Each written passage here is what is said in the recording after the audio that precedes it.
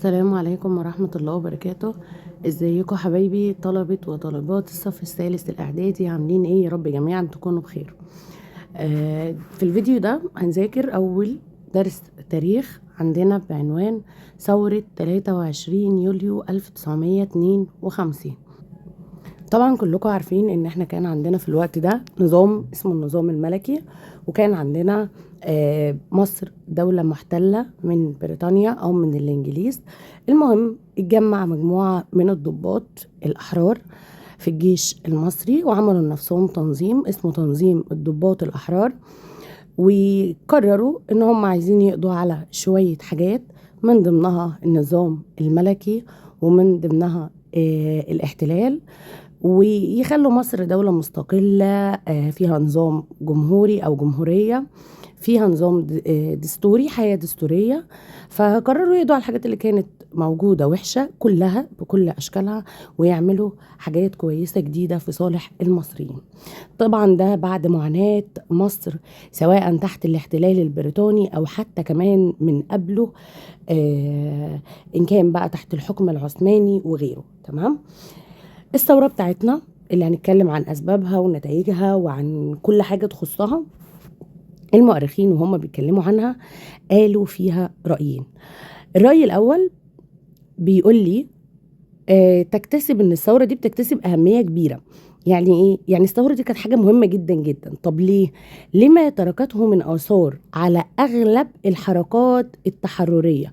يعني ثورة 23 يوليو 1952 الثورة دي ساعدت ناس كتيرة قوي ودول كتيرة قوي ان هي تتحرر هي كمان من الاستعمار اللي عندها، سواء في المنطقة العربية او في العالم كله. يبقى اول رأي شايف ان الثورة دي مهمة جدا. انا مش لازم احفظ الكلام المعقد اللي مكتوب قدامي ده بالحرف، امال انا ممكن افهم الكلام بيقول ايه، وقتها هقدر اكتب حلو قوي. الرأي الاولاني شايف ان ثورة 23 يوليو 1952 ليها اهمية كبيرة. ليه؟ لما تركته من آثار أو لما كان لها من آثار على أغلب الحركات التحررية في المنطقة العربية أو في العالم كله. كمان دي نقطة. كمان أسهم قادتها، القادة اللي قاموا بيها، ساهموا وشاركوا في تأسيس حركات دولية في الوقت ده كانت مهمة جدا. مديني على سبيل المثال حركة اسمها عدم الانحياز والحياد الإيجابي، ودي العالم كله في الوقت ده كان في جبهتين ضد بعض. جبهة اسمها الجبهة الشرقية ودي كانت في روسيا، وجبهة تانية اللي هي الولايات المتحدة الأمريكية بنقول عليها الجبهة الغربية. فكان العالم منقسم، يا إما ناس تبع الجبهة الشرقية أو ناس تبع الجبهة الغربية. قيادة الثورة عندنا في مصر قالوا لا، احنا ولا هنتجه نكون مع الجبهة الشرقية ولا هنتجه نكون مع الجبهة الغربية، أمال احنا مش هننحاز لحد وهنكون على الحياد الإيجابي. وبدأت الدول بعديهم تعمل زيهم وتشارك معاهم في حركة عدم الانحياز والحياد الإيجابي. أظن الجزء الأولاني بكده بيكلمني عن نقطتين. يعني الرأي الأول هركز على حتتين، إن هي حررت نفسها وشاركت في تحرير كتير من الدول سواء دول عربية أو دول العالم. الجزء الثاني الحركات الدولية اللي عملتها، وهي زي حركة عدم الانحياز والحياد الإيجابي. ده كده كان الرأي الأولاني. طب الرأي الثاني بقى شايف إيه؟ الرأي الثاني قال لك الثورة دي ما بدأتش لما بدأ جمال عبد الناصر ينظم الضباط الأحرار ويعمل التنظيم ده، أمال هي بدأ من إمتى؟ قال لك لا، ده من زمان قوي قوي قوي، من أيام الثورة العربية وبعديها ثورة 19 لحد ما قامت. يعني اللي حصل ده أو المكسب اللي حققته الثورة دي مش بدأ من أول ما نظموا الضباط الأحرار ولا حتى لما سيطروا على مقرات الجيش ولا الإذاعة، إنما كان ده تحرك مكمل لنضال طويل بقاله سنين كتير من الشعب المصري، الشعب اللي صار ضد الفساد والاحتلال وسوء الحكم من أيام الثورة العربية وثورة 1919 لحد ما قامت الثورة ونجحت وحققت اللي المصريين بيدوروا عليه بقالهم سنين كتيرة. ده كان الرأيين يتحفظوا مهمين جدا، لأن ممكن يجي يقول لي دلل تعددت الكتابات واختلفت الآراء حول ثورة 23 يوليو 1952. انت عندك الرأيين دول تتكلم عنهم. نيجي بعد كده على تنظيم الضباط الأحرار. مين اللي عمل التنظيم ده؟ اللي أسس التنظيم ده جمال عبد الناصر. يبقى اللي أسس التنظيم جمال عبد الناصر، يعني هو اللي جمعهم ونظمهم، وده كان ضابط صغير لسه في الجيش. التنظيم ده بيتكون من مجموعة ضباط من الجيش المصري، نظموا صفوفهم في سرية تامة، نظموا نفسهم في سرية تامة، سكتم بكتم من غير ما حد يسمع بيهم ولا يحس بيهم. طب ايه الهدف؟ بهدف القيام بثورة للقضاء على الفساد وتحرير واستقلال مصر من الاحتلال البريطاني. يبقى اللي أسس تنظيم الضباط الأحرار ده تنظيم سري بيتكون من مجموعة ضباط من الجيش المصري، نظموا صفوفهم في سرية تامة. ليه؟ بما تفسر للقضاء على الفساد وتحرير واستقلال مصر من الاحتلال البريطاني. ادخل بعد كده على عوامل قيام الثورة أو أسباب قيام ثورة 23 يوليو 1952. هناخدهم سبب وكل سبب هنلاقي عليه سؤال. أول سبب بيقول لي استمرار الاحتلال البريطاني وتدخله في الشؤون الداخلية. أول سبب خاص بمين؟ ببريطانيا. نقسم الأسباب على حسب كل سبب فيهم خاص بمين. يعني السبب الأولاني هنا خاص ببريطانيا اللي لسه محتلة مصر وبتتدخل في الشؤون الداخلية بتاعت مصر. طيب دلل لم تحقق معاهدة 1936 اللي اتعملت الترم الأولاني الاستقلال الحقيقي لمصر. الدليل على الكلام ده ان معاهدة 36 ما عملتش استقلال حقيقي لمصر. هقول له حيث قامت قوات الاحتلال المريض دي انا اللي كاتباها من عندي بحصار قصر عابدين في فبراير 1942 لإجبار الملك فاروق على تعيين مصطفى النحاس باشا رئيسا للحكومة. الحتة دي احنا شارحينها أصلا من الترم الأولاني. بيقول لي دلل بقى هنا لم تحقق معاهدة 1936 الاستقلال الحقيقي لمصر. المعاهدة دي ما ادتش استقلال حقيقي لمصر. ليه؟ لأن بريطانيا اتدخلت بالقوة العسكرية في شؤون مصر الداخلية. عملت ايه بالظبط؟ هتقول له قامت بحصار قصر عابدين في فبراير 42 عشان تجبر الملك فاروق انه يعين النحاس. وطبعا كنا فاكرين وعارفين ان النحاس هو اللي عامل معاهم معاهدة 1936، فهم اجبروا الملك فاروق على انه يعين مصطفى النحاس عشان يقف معاهم في الحرب العالمية الثانية وينفذ المعاهدة اللي هو عملها معاهم. تمام؟ طب ده أول سبب. تاني سبب بيقولي هزيمة الجيش المصري في حرب فلسطين سنة 1948. لحظة، مصر عندها جيش ولكن ما كانش جيش قوي. بريطانيا ما كانتش بتساعد على ان الجيش المصري يكون قوي، وكمان كان قائد الجيش المصري طول فترة الاحتلال كان قائد بريطانيا. تمام؟ احنا عارفين المعلومة دي من الترم الأول. طيب في دولة اسمها إسرائيل. إسرائيل دي جت واحتلت فلسطين، والقصة كاملة هنشرحها في درس جامد. أظن كلكم هتبقوا عايزين تعرفوا القصة بتاعت احتلال إسرائيل لفلسطين جت إزاي والمشكلة اللي موجودة لحد النهاردة. المهم إسرائيل دي لما أعلنت قيام دولة إسرائيل على أرض فلسطين وخلاص بقت دولة رسمية معترف بيها، الشعب الفلسطيني خرج وبدأ يناشد الدول العربية بما فيهم مصر إنه هم ييجوا على فلسطين ويحرروا فلسطين من الإسرائيليين. وفعلا الدول العربية بما فيهم مصر دخلت الحرب دي وكان اسمها حرب فلسطين 1948. تمام. الدول العربية دول محتلة مش مستعدة عسكريا كويس قوي، وبيواجهوا دول كبيرة قوي. أصل إسرائيل دي ما كانتش لوحدها في الحرب، كان بيساندها دولتين أكبر من بعض.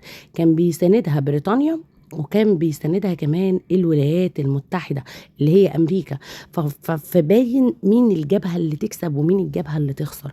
المحتلين اللي مش مجهزين ولا حتى لما جهزوا بسلاح كان سلاح بايظ، كان سلاح بواقي سلاح بريطانيا في الحرب العالمية الثانية. فعشان كده طبعا النتيجة كانت خسارة مصر أو هزيمة مصر والدول العربية في الحرب؟ طب أنا عندي سببين. رقم 1 بسبب دعم الولايات المتحدة الأمريكية وبريطانيا لإسرائيل. يعني إيه دعم؟ يعني مساعدة أو مساندة، وقلت لكم ترجموها في الكتاب. طيب السبب الثاني هو عدم استعداد الجيش المصري والعربي عسكريا للحرب. يعني يا ناس يا محتلة، انتوا فين التجهيز؟ انتوا مش مستعدين.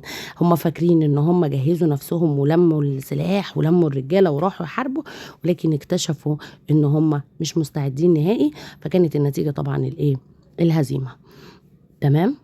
طيب رقم 3 فساد النظام الملكي. كلمة نظام ملكي يعني أنا بتكلم عن الملك والحكم عموما، بس مادام بقول نظام ملكي يبقى أنا بتكلم رقم 1 عن مين؟ عن الملك. ماله؟ الملك مستبد بالحكم. يعني ايه مستبد بالحكم؟ يعني بيحكم لوحده. الملك فاروق مستبد بالحكم، يعني بيحكم لوحده، خدش رأي حد. طيب رقم 2 هنتكلم عن الحكومة بقى. قالك انتشار الرشاوي، منتشر الرشاوي كتير قوي قوي قوي قوي في الحكومة دي، وناس ما عندهاش ضمير، وناس كرشها واسع، وناس ممكن تودي البلد كلها في داهية لمجرد ان هي تاخد رشوة او تعمل مصلحة. طب ايه المصلحة اللي اتعملت؟ بصوا كده، اتعملت صفقة اسمها صفقة أسلحة. صفقة الأسلحة دي كانت مصر جايبة سلاح من بريطانيا، واتدخلت ناس خدت رشاوي كتير وأقنعت المصريين إن السلاح ده زي الفل وجميل. الناس بقى لما راحت تحارب في حرب فلسطين اللي لسه متكلمين عنها فوق دي، لقوا ان الاسلحه اللي معاهم اسلحه مهلوكه ومفرومه وطالع عينيها. فعشان كده بنقول على الصفقه دي صفقه الاسلحه الفاسده، يعني الاسلحه البايظه. يبقى انتشار الرشاوي كما حدث في صفقه الاسلحه الفاسده اللي هي الاسلحه الايه؟ البايظه. ده كان فساد النظام الملكي، سواء الملك او الحكومه اللي معاه، اللي هم الموظفين اللي موجودين في الدوله. عدم وجود حياة ديمقراطية سليمة. أنا هنا بقى بتكلم عن الديمقراطية. يعني إيه ديمقراطية؟ يعني المفروض الشعب هو اللي بيحكم وبيختار حكامه. طب ليه ما عندكش حياة ديمقراطية؟ عشان أنت محتل، عندك احتلال. طب ليه ما عندكش حياة ديمقراطية؟ عشان عندك نظام ملكي فاسد وملك مستبد. فعشان كده بنقول مفيش حياة ديمقراطية سليمة. مصر دولة محتلة والنظام الملكي فاسد أو الملك مستبد بالحكم. رقم 3 كمان الأحزاب اللي عندك اللي اتكلمنا عنها الترم اللي فات، وقلنا ان الأحزاب السياسية المفروض ان هي بتساعد الحكومة وبتساعد الملك وبتساعد الناس اللي في الدولة. قالك لا، الأحزاب دي كمان فاسدة، هي دوبك بتتصارع مع بعض على الوصول للحكم. يعني كل واحد بيدور على الكرسي ومفيش اي مصلحة للناس ولا بيركزوا في مصلحة الناس. عشان كده بنقول عدم وجود حياة ديمقراطية ايه؟ سليمة في مصر. نيجي بعد كده على النقطة رقم 5، وهي تدهور الحياة الاقتصادية. الاقتصاد في مصر كان واقع جدا في الفترة دي. طب ايه اللي وقع اقتصادنا؟ هقولك ان احنا لسه خارجين من حرب، او العالم لسه خارج من حرب اسمها الحرب العالمية التانية. طيب ماشي، احنا علاقتنا بالحرب العالمية التانية؟ ما هي بريطانيا اللي محتلة بلدنا كانت طرف في الحرب العالمية التانية، وقائد كبير كمان في الحرب العالمية التانية. بريطانيا عملت ايه بقى فينا؟ جعلت مصر ميدانا لمعارك الحرب العالمية التانية. يبقى بريطانيا خلت مصر مكان للحرب العالمية التانية، من ضمن الأماكن اللي قامت عليها الحرب العالمية التانية، لأن حرب كلمة عالمية كبيرة على مستوى العالم. 2 استنزاف موارد مصر لخدمة بريطانيا وحلفائها أو زمايلها أو الناس اللي في الجبهة اللي هي فيها. خدوا خير مصر عشان لصالح بريطانيا وحلفائها. طيب ايه النتائج المترتبة على ان مصر كانت ميدانا للمعارك الحرب، وكمان موارد مصر اتخذت من المصريين، اكلهم وشربهم وزرعوهم وكل حاجة اتخذت لخدمة بريطانيا وحلفائها بالإكراه. طبعا ترتب على ذلك ارهاق الاقتصاد المصري. الاقتصاد المصري تعب جدا، الناس ما كانتش لاقيه تاكل، وكمان زياده معاناه افراد الشعب. يعني الناس كانت مرهقه وبتعاني، مش قادره تشتري اكلها ولا حتى لاقيه اكل وشرب تاكله وتشرب. رقم 6 سوء الاحوال الاجتماعيه. سوء الاحوال الاجتماعيه كده احنا هنتكلم عن احوال المجتمع، الناس. هنضيف فيها النقطه اللي كانت في الحياه السياسيه فوق، اللي هي الصراعات السياسية ما بين الأحزاب عمالة تتخانق فوق على الوصول للحكم، وطبعا ده خلاهم مش فايقين يعملوا أي سياسات ويحطوا أي خطط واضحة وثابتة يصلحوا بيها المجتمع. فما كانش فارق معاهم إصلاح أحوال المجتمع قد ما كان فارق معاهم الوصول للحكم. يبقى رقم 1 الصراعات السياسية ما بين الأحزاب عمالين يتخانقوا، والتي أدت إلى عدم وجود سياسات واضحة وثابتة للإصلاح الاجتماعي، يعني مش فارق معاهم حال المجتمع. رقم 2 دي ظاهرة اسمها ظاهرة الإقطاع، شرحناها بالتفصيل الممل في الحصة، وهي سوء توزيع ملكية الأرض الزراعية. فئة صغيرة عندها أراضي، فئة صغيرة تملك وتستبد، هي اللي عندها أراضي بتستبد بالناس، مستبدة بتعامل الناس وحش، مما يؤدي لانتشار ظاهرة طبعا ما بين بقية الناس الفقر والجهل والمرض. ناس ولا عندها أراضي شغالين عند الفئة الصغيرة اللي هم صحاب الإقطاعات، بنقول عليهم الأعيان. فطبعا الناس بقية الشعب كان عنده فقر وجهل وإيه ومرض. طيب إيه أهداف الثورة؟ الثورة عايزة تحقق 3 حاجات وتقضي على 3 حاجات، يعني عايزة تقضي على 3 وتقيم مكانهم 3. تقضي على مين؟ رقم 1 الاستعمار، ومين تاني؟ أعوانه، يعني اللي بيساعدوه. الاستعمار وأعوانه، الاستعمار وأعوانه، تمام، نحفظها. 2 الإقطاع اللي هو النظام اللي احنا لسه قايلين عليه بتاع سوء ملكية أو سوء توزيع ملكية الأراضي الزراعية. طب رقم 3 الاحتكار وسيطرة رأس المال على الحكم، ان في ناس احتكرت بعض الوظائف، وطبعا كانوا بيسيطروا بفلوسهم على الحكم او بيدخلوا بفلوسهم يمسكوا المناصب ويمسكوا يمسكوا في الحكم. طيب 3 إقامة 3 حاجات برضو: جيش وطني قوي، عايزين نعمل جيش قوي مصري وطني بحب بلده. نقيم عدالة اجتماعية، نخلي في عدل بين الناس، وطبعا العدالة الاجتماعية دي عكس الإقطاع. ونعمل كمان حياة ديمقراطية سليمة، الناس اللي تحكم ما تبقاش ناس محتكرة الحكم ولا بتسيطر بفلوسها، إنما ناس يبقى مختارها الشعب. على فكرة 3 عكس بعض، استعمار وأعوانه اللي بيساعدوه حتى لو من قلب الجيش أو حتى لو الملك نفسه، هنعمل مكانه جيش وطني قوي فخلاص ما يبقاش حد محتلنا. الإقطاع قصاده هنعمل حياة اجتماعية، عدالة اجتماعية. طب الاحتكار وسيطرة رأس المال على الحكم، أنا بتكلم عن الحكم، هنعمل مكانه حياة ديمقراطية سليمة. قيم الثورة: قامت ثورة 23 يوليو 1952. طبعا انتوا بتعيدوا الفيديو مرة و2 و3 عشان خاطر يثبت معاكم. انا هقوله بقى مرة واحدة وانتوا تعيدوا الجزئية، اللي كل جزئية تسمعوها مرة و2 و3 عشان تثبت معاكم المعلومات. في صباح يوم 23 يوليو 1952 تحرك الضباط الأحرار اللي هم كان مؤسسهم، أنا هكتب هنا، أسس التنظيم طبعا جمال عبد الناصر. حلو. اتحركوا وسيطروا على المواقع المهمة في القاهرة والاسكندرية لحد ما أصبحت القاهرة بأكملها تحت سيطرة قوات الثورة. تمام، مش أي مشكلة في الكلام ده. بيان الثورة الساعة 7:30 صباح يوم 23 يوليو 1952 وذيع البيان الأول للثورة من داخل الإذاعة المصرية، سيطروا كمان على الإذاعة المصرية، واتذاع البيان الأول للثورة باسم مين؟ أنا زي ما جيت وقلت لكم من شوية، جمال عبد الناصر كان ضابط في الجيش وكان لسه شاب صغير، فاختار قائد محترم سمعته كويسة الناس كلها عارفة بيه يكون هو القائد بتاعهم أو اللي بتقوم باسمه الثورة، يعني هو الكبير بتاعهم. اسمه مين بقى؟ محمد نجيب. طيب بالمرة واحنا لسه فوق، مين اللي أذاع البيان الأول الساعة 7:30 يوم 23 يوليو؟ هقول لك أذاع البيان بصوته محمد أنور السادات اللي صورته قدامكم ده. خلاص، يبقى أنا عندي اللي أسس التنظيم جمال عبد الناصر باسم مين؟ باسم اللواء محمد نجيب. طب اللي ذاع البيان بصوته محمد أنور السادات، وانتوا قايمين من قدامي حافظين الجزئية دي. وبموجب هذا البيان أصبح اللواء محمد نجيب بيسيطر على جميع قطاعات الجيش المصري، كل الجيش المصري تحت سيطرته. ندخل على مطالب الثورة من الملك فاروق. ايه ده، هم جم جنب فاروق؟ ما هو فاروق من ضمن اللي هم مش عايزينه، ولا عايزين فاروق ولا عايزين احتلال، يعني ولا عايزين احتلال ولا نظام ملكي، ما هو يعني اعتبروه من اعوان الاحتلال. طب عايزين ايه من فاروق؟ قال لك التنازل عن العرش لابنك احمد فؤاد التاني اللي كان طفل عيل صغير. اتنازل عن العرش لابنك، سيب الحكم انت ومسكه لابنك، او مش هناخده منك خالص بس مسكه لابنك الصغير، وانت تغادر البلاد قبل الساعة 6 يوم 26 يوليو 1952. انت تسيب البلد وتمشي قدامك 3 ايام بالظبط وتكون بره البلد خالص.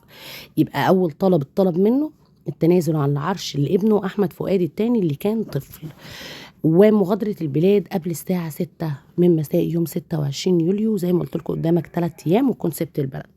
خد المفاجأة بقى، وافق الملك فاروق على مغادرة البلاد هو وأسرته قبل الموعد اللي تم تحديده. ليه؟ هقولك لأنه أدرك إن الجيش والشعب خلاص بيكرهوا حكمه، مش طايقينه ومش عايزينه، بالإضافة إلى تخلي الإنجليز عنه، يعني كمان بريطانيا اتخلت عنه. فعشان كده قرر إنه يسيب مصر قبل الميعاد اللي هم حددوه له، اللي هو الساعة 6 مساء يوم 26 يوليو. ساب البلد قبلها، وعلى فكرة خد ابنه معاه، مش هيسيب ابنه الصغير يعني يمسك الحكم. بس زي ما قلت لكم لما يجي في الأسئلة يسألني مين آخر ملك اتقضى على النظام الملكي في عهده، طبعا زي الشاطرين هنقول له الملك أحمد فؤاد الثاني. خلاص كده حلوا بقى الواجب من الجزء الخاص بالواجب، هتحلوا الأسئلة على الجزء اللي احنا خدناه. إن شاء الله الحصة الجاية ناخد إنجازات ثورة 23 يوليو 1952 في كل المجالات. أشوفكم على خير يا رب يا حبايبي. السلام عليكم ورحمة الله وبركاته.